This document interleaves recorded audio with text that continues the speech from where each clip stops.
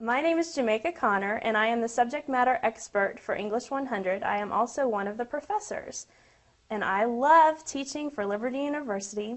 I also graduated from Liberty University with a degree in English education, and I completed my Master's of Education through Liberty University online, and I loved it. It is very informative and motivating and fun, and I just know that you're going to love the flexible environment that comes with online learning. So welcome. To get started, be sure that you check out each link in Blackboard. Check out the syllabus. That's got some very important information regarding course materials, expectations for assignments, the grading scale, and much more. You'll also want to really focus on your course schedule. Your course schedule is a week-by-week chart, basically, that goes through your reading assignments. It also tells you what your writing assignment and your grammar assignments will be for that week. So this is an excellent way to just get organized for your course right before it even starts. So be sure to check out each link that's available to you on Blackboard to prepare you for your course. The course is structured with course readings. These are very valuable for you to help you understand the content of the course. Also, videos or pointcasts go into more detail about the content and give you visual and verbal learners out there a good grasping of the content in a different format. There's also grammar and writing assignments, and I'm going to go into more detail about those very soon, but this is basically how your course will be structured. You'll have reading, the videos or pointcasts, and then you'll have your grammar and writing assignment for the week. Your grammar assignments will be completed through Blackboard, and these are wonderful because they give you instant feedback about your course, not your course, your actual grammar activities and exercises. And if you get an answer wrong, it'll go back and tell you why you got that answer wrong. So good feedback there. Your writing assignments, I actually brought in a little display to help you understand what you're in for with your writing assignments. There are 6 paragraph assignments and 2 essay assignments. And inside my cedar box here are little symbols of what you might be expecting. And the first writing assignment is a paragraph, and it's a narrative paragraph. And in my box here I have this gigantic potato. Recently I went to my husband's grandparents' farm, and we call him Papa and Nanny. His grandparents are Nanny and Papa. And we went, and I was talking to Papa outside, and he had been harvesting his potatoes, and he needed to rest. So I was asking him, well, Papa, how do you know that the potatoes are ready? When do you know? And he said, well, the vines, they get all messed up and nasty, and then you know your potatoes are good. So I said, can you show me? And so he got up out of his chair, he worked on his walking stick, and he walked over to him, and he started hoeing his potatoes, getting them out of the ground. And he started to get tired again. And I said, Papa, can I help you out? And he said, sure. Now, he's never seen me. He calls me a city girl. He's never seen me do anything like this before. So I proceeded to harvest his potatoes for him, and this was one of them that I harvested. And I laughed when I got it out because I said, this could feed a family of 4. This thing is so huge. And I haven't eaten it yet, and he keeps asking me, have you eaten your potato? And I haven't yet, but he's going to be very, very happy that this was a star on a video. But basically, that is a narrative paragraph. A narrative paragraph tells a story. It's not the story of Papa and his entire life or how long I've known him or all that detail. It just focuses on one event that I wanted to remember and put on paper. And that's what a narrative paragraph does. It's just a snapshot about something that happened to you. So be thinking about different things that you might want to write about that have happened to you. The second one is the descriptive, and the descriptive is actually represented here by this box. This box belonged to my grandparents who have recently gone into an assisted living facility, and they had to downsize. So I inherited this beautiful cedar box. Well, it's not entirely beautiful. If you look really close, you can see that this edge has been chewed on by their Pomeranian. They've got places where people put their drinks on here, and now there are rings. And they've just got, you know, little areas with nicks and cuts. And even though it's not perfect, it is special to me because it belonged to them and because they gave it to me. So the descriptive paragraph takes an object that means something to you, or a person or a place, and describes it in great detail.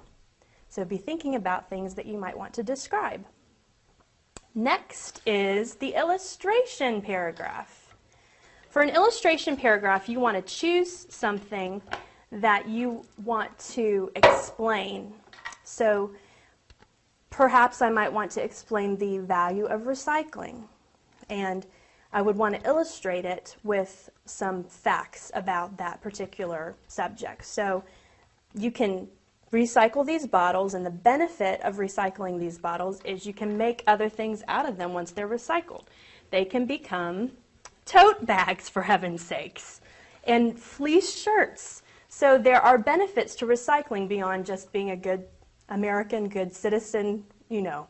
Okay, so go recycle. That's an illustration. It's giving information, it's giving support to a point that you are trying to make. Comparison. In my box, I have a garden tomato. There is nothing in the world like a garden tomato. They taste amazing, so meaty. If a vegetable can be meaty, that is what a garden tomato can be. And they're not very pretty. I mean, they don't look as pretty as the ones in the grocery stores. They have little nicks and things from being on the ground, but man, do they taste good. So in my comparison paragraph, I might want to talk about a garden tomato versus a grocery store tomato, which lacks flavor. Who knows where it's been, for heaven's sakes, if it's got those pesticides on it, you know, those kind of things. These are the things that you would want to consider as you're comparing the two tomatoes. So think of two things that are similar but different in other ways as well for your comparison. Now, the classification paragraph focuses on one category that has different subcategories to help explain the original topic.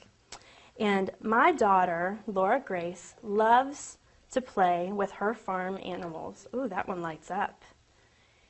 And these are all farm animals. They all live on the farm, but though they all live on the farm, they are all very different. You have the duck, so the birds. You have the frog, so the amphibians. We're going to really test my scientific knowledge right now. You have the cows and the sheep. So I think they fit in cattle category. And then you have the little bunnies that occasionally hop through the woods. So we have the farm animals here. They all live on the farm, but they're all very different, and they go into the classification of farm animals. The definition paragraph, as I put my farm animals away, picks a vague term, a term that is hard to define, such as love. Love is a hard term to define. It's been tried by many a person, but you want to choose a topic like love that you want to define, and you can use synonyms and antonyms to define it, words that mean the same, words that mean the opposite. You can also go into a situation that helps you define that term. So think of different ways to define the term that you select, and think of one that means something to you. Love means something to everybody, hopefully, and is a fun one to try to define. But there are plenty of others out there, and just think of one that really means something to you and choose that. The best topics and best paragraphs that I've read have come from students who have chosen something that comes from the heart, a topic that really means something to them. Then your essays. You have 2 essays. The argument essay is a 5-paragraph essay, and it picks a controversial topic, a topic that many people have very passionate feelings about, and seeks to prove that point of view. So if I were to choose evolution, that I wanted to prove that evolution was false, then I would do so in an argument essay. And I've chosen this little book to symbolize that by Ken Ham, Evolution, the Lie. You know, if you wanted to prove that evolution was true, you could do that too. Just choose a topic that's of controversy and try and prove it false or true, using facts and support from even other sources, but you have to make sure you document those sources. So that is a nice little overview of the writing that you will have to do in this course. It's a lot of fun. You'll get a lot of instructor feedback, and hopefully what you'll see is just this wonderful development of your writing throughout this course, which is exactly what English 100 is designed for. For many of you, this is the first course that you've taken through Liberty University Online. For some of you, this may be the third or fourth course you've taken, but no matter where you are on this journey, God is with you and He promises to see you through it. This is a passage that I'd like to share with you. It's God making His promise to the Israel people when they were in exile in Babylon. And it's Jeremiah 29:11 through 14. It says, "For I know the plans I have for you, declares the Lord, plans to prosper you and not to harm you, plans to give you hope and a future. Then you will call upon me and come and pray to me, and I will listen to you. You will seek me and find me when you seek me with all your heart. I will be found by you, declares the Lord, and will bring you back from captivity." God promises, and He keeps His promises. And He will see you through this course, and He will give you the hope and a future here at Liberty University and beyond then. And I'm so excited for you. I'm so excited for God's promise to see you through this. And I just welcome you once again to Liberty University, and I hope you look forward to a great course.